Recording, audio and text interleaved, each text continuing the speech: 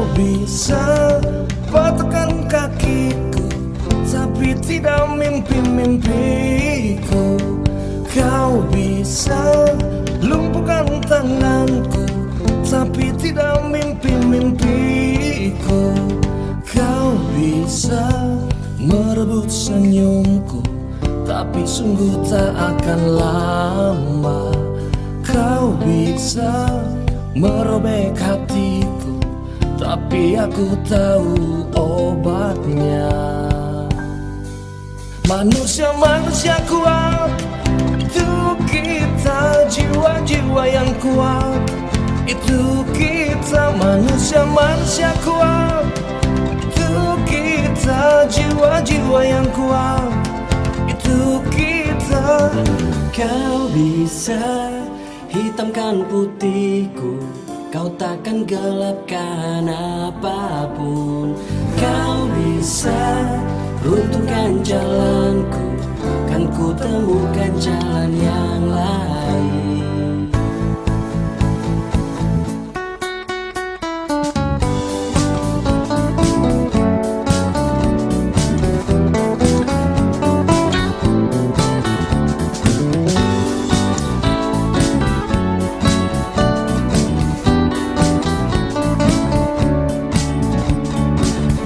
Telah lama ku cari-cari langkah hidup yang lebih pasti, hidup penuh kemenangan setiap hari.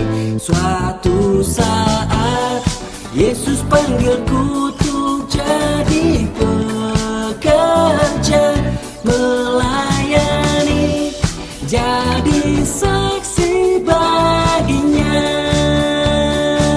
Bukan sembarang pekerja, ya ya ya, Yesusku luar biasa.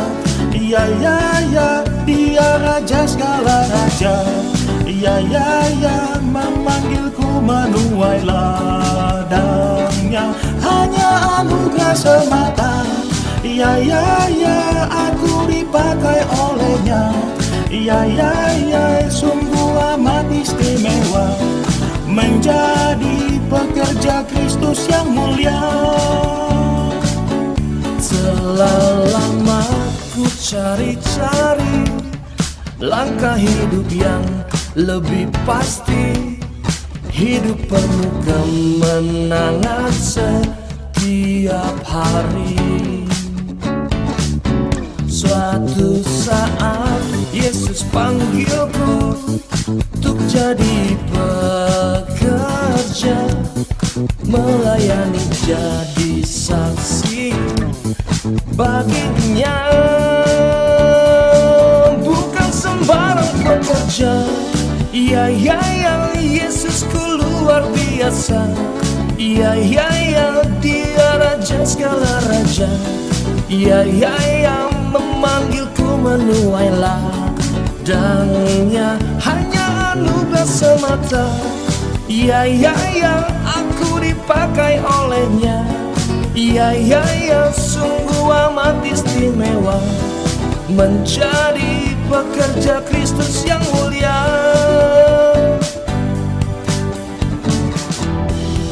Menjadi pekerja Kristus yang mulia.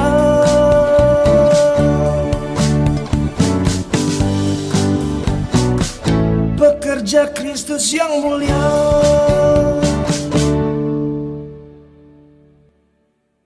Susu, kakak, cici, tata, Mari layani Tuhan dengan sukacita.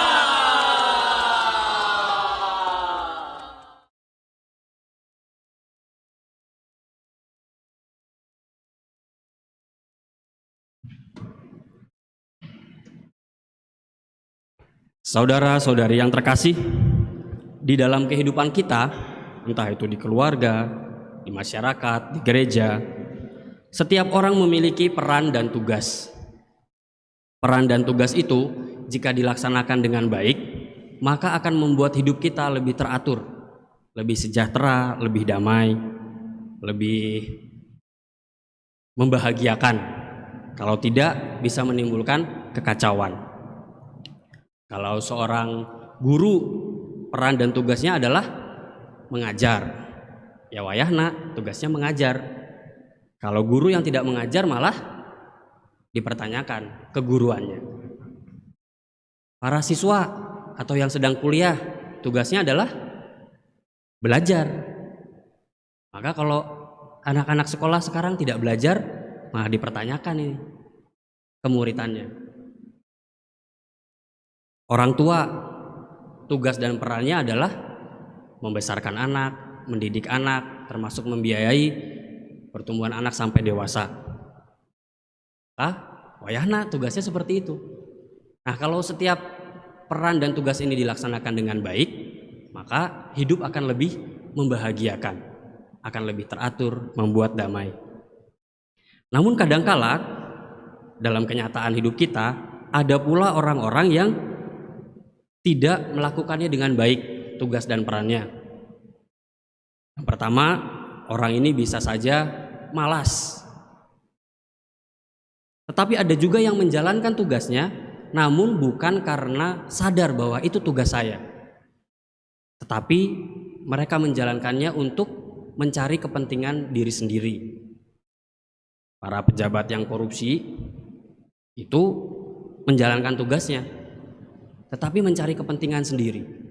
Sehingga sekalipun tugas itu dilaksanakan, membawa kerugian bagi orang lain. Nah, Bapak Ibu saudara-saudara yang terkasih, hari ini Rasul Paulus mengingatkan kita bahwa sebagai seorang Kristiani, kita juga punya peran dan tugas. Peran dan tugas itu bukan sesuatu yang kita usahakan, bukan sesuatu yang kita cari seperti karir, seperti jabatan. Tetapi itu adalah anugerah yang diberikan kepada kita ketika kita dibaptis. Jadi wayahna kita sebagai orang Kristiani, ya itulah tugas kita. Kalau tidak melakukan itu, justru dipertanyakan, apakah saya orang Kristiani atau bukan? Apakah tugas itu? Menurut Rasul Paulus, dia mengatakan bahwa jika aku memberitakan Injil, aku tidak mempunyai alasan untuk memegahkan diri, sebab itu adalah keharusan bagiku. Justru celakalah aku jika aku tidak memberitakan Injil. Seandainya aku melakukan pemberitaan itu atas kehendakku sendiri, maka aku berhak menerima upah. Tapi karena aku melakukannya bukan atas kehendakku, tapi karena kehendak Allah, pemberitaan itu merupakan tugas yang ditangguhkan kepadaku. Maka apa upahku? Upahku ialah bahwa aku boleh memberitakan Injil tanpa imbalan. Maka seperti yang tadi saya katakan, sebagai seorang Kristiani, kita semua memiliki tugas untuk mewartakan Injil. Bukan untuk mencari imbalan, bukan untuk mencari surga, bukan untuk mencari popularitas, bukan untuk mencari keuntungan finansial. Tetapi karena rahmat anugerah baptisan yang kita terima, memberikan kita kepercayaan untuk melanjutkan tugas Yesus, mewartakan kabar gembira. Lalu dalam bacaan Injil dilanjutkan, lalu ciri-ciri apa yang menyertai orang-orang yang diutus itu? Orang-orang yang mengemban misi Kristiani itu ciri-cirinya apa? Nah, yang mengemban misi Kristiani itu bukan cuma romo, bukan cuma suster, bukan cuma bruder, frater, tetapi kita semua yang dibaptis mengemban misi Kristiani, yaitu mewartakan Injil, mewartakan kabar gembira. Injil itu bukan cuma buku ini. Maka mewartakan Injil itu bukan berarti kita bawa-bawa kitab suci, menceritakan isi kitab suci. Tetapi yang paling dasar, Injil adalah kabar gembira.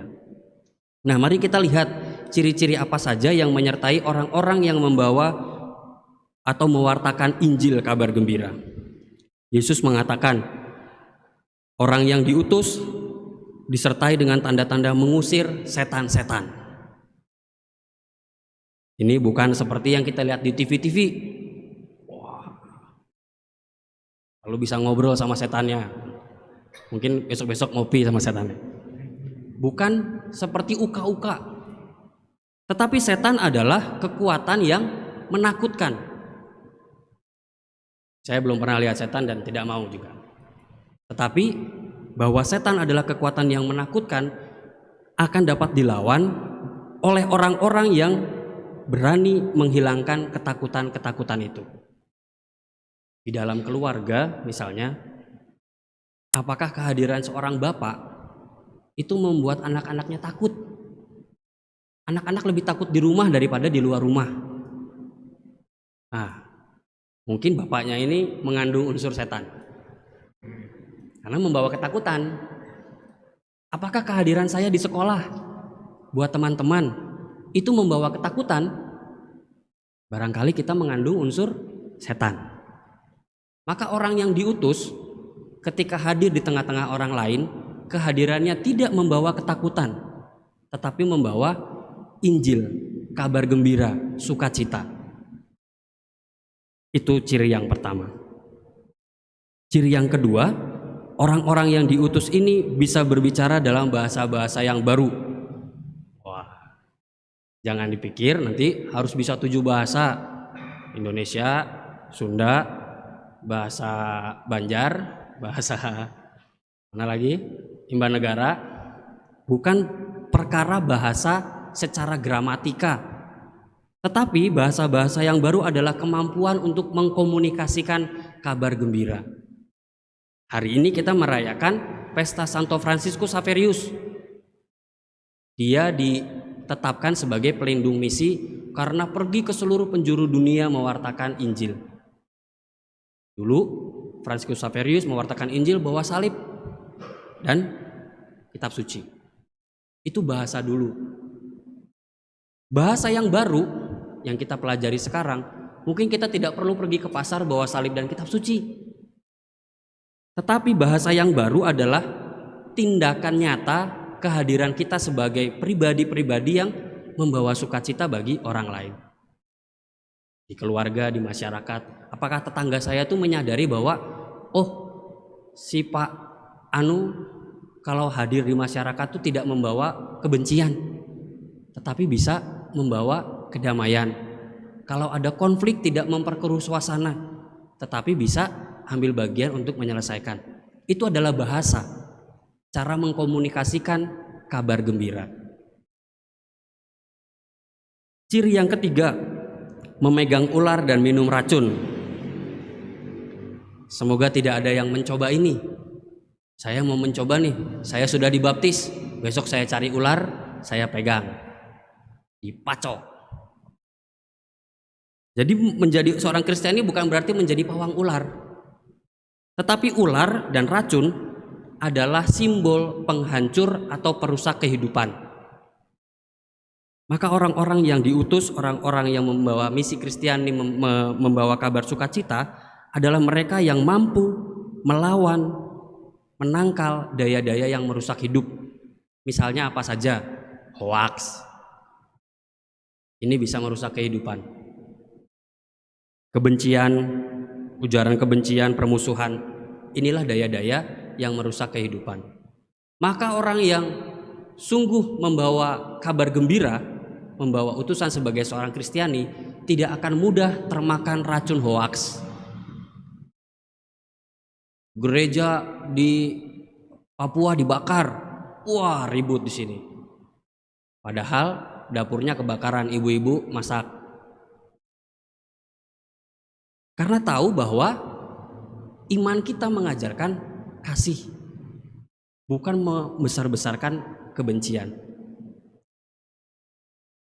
Memegang ular berarti mampu menangkal, menahan kemanusiaan yang seringkali mendorong kita untuk membenci orang lain. Ular dan racun adalah daya yang merusak hidup. Maka orang-orang yang terpilih, orang-orang yang diutus mampu melawan daya-daya itu. Ciri yang keempat, orang-orang sakit disembuhkan. Saudara-saudari, di sekitar kita banyak orang sakit. Ada yang sakitnya kelihatan, dirawat di rumah sakit, harus kontrol setiap sebulan. Tapi ada juga yang sakitnya tidak kelihatan, yaitu sakit hati, sakit rohani. Nah, orang-orang yang diutus membawa kabar gembira mampu menjadi puskesmas keliling, bahwa di mana perjumpaan dengan orang-orang yang sakit ini bisa merawat, bisa merangkul, dan pelan-pelan menyembuhkan, bukan menambah luka-luka. Nah, keempat ciri ini yang dikatakan oleh Injil, dikatakan oleh Yesus, menjadi ciri seorang Kristiani.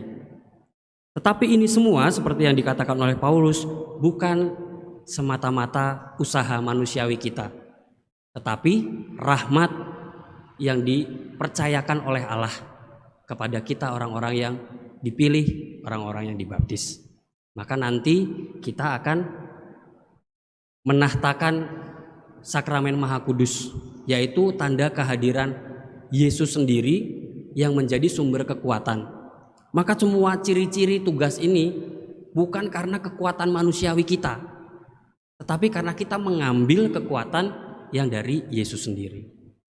Oleh sebab itu Injil hari ini berada dalam konteks Yesus yang bangkit meneguhkan para murid. Jangan takut, nanti kalau ada ular yang merusak kehidupan, saya akan menyertaimu. Jangan takut kalau ada orang-orang yang membawa kebencian, karena kita bisa melawannya dengan kasih. Maka dua hal yang menjadi kekuatan, menjadi semangat bagi orang-orang Kristiani yang dipilih ini adalah bahwa mereka dimanapun mereka berada atau diutus, kekuatannya berasal dari Allah dan selalu diarahkan kepada sesama. Maka kalau kita melaksanakan tugas ini untuk mencari kepentingan sendiri, mari kita mengkoreksi diri. Sejauh mana saya sungguh menjadi utusan Yesus yang bangkit. Kalau kita bukan mencari kehendak Allah dalam melakukan tugas-tugas kita, maka kita perlu mengkoreksi diri sejauh mana saya ini melaksanakan misi Kristiani. Semoga dengan berkat doa Santo Fransiskus Xaverius, pelindung misi, kita dimampukan, pertama-tama kita diingatkan akan tugas panggilan kita, membawa kabar gembira. Membawa kabar gembira, bukan kabar duka, bukan kabar kebencian. Dan semoga kita dimampukan oleh rahmat Roh Kudus yang diberikan kepada Yesus yang diberikan oleh Yesus yang bangkit kepada para murid, supaya kita dimampukan untuk membawa kabar gembira itu dengan tanda-tanda tadi. Mengusir setan-setan yang membuat takut, berbicara dalam berbagai bahasa yang baru, memegang ular dan tidak mati ketika minum racun, serta membawa kesembuhan bagi orang-orang. Marilah kita hening sejenak.